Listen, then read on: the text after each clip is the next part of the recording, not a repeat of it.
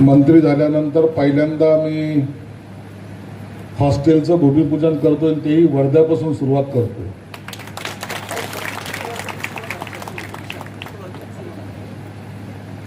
शक्तीपीठ वर्ध्यापासून सुरू झालं, नागपूरपासून काय सुरू झालं, चंद्रपूरपासून काय सुरू झालं, या सगळ्या राजकारणाचा अभ्यासही मला आहे. म्हणून नागपूर हे शहर किंवा विदर्भ हे सगळ्या कामामध्ये अग्रेसर असतं हा माझा समज आहे. सगळे कामं म्हणजे तुमच्या लक्षात आलं असेल, फक्त विकासाचेच कामं नाही तर सगळ्याच कामामध्ये अग्रेसर असतात. मग ते राजकारण असो, समाजकारण असो. म्हणून विदर्भाला येताना थोडंसं विचार करून यावं लागतं. माणसं हुशार आहेत, कधी कुठं अडचणीत आणतील सांगता येत नाही.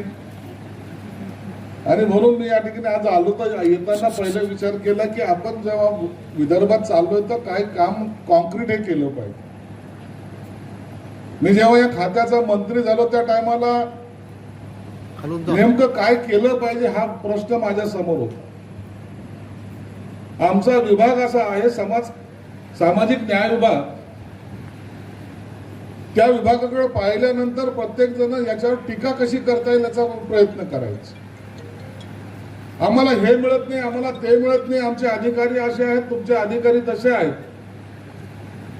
आणि जणू काही हे सगळे अधिकारी आरोपी आहेत की काय अशा भावनेतून या खात्याकडे पाहिलं जायचं.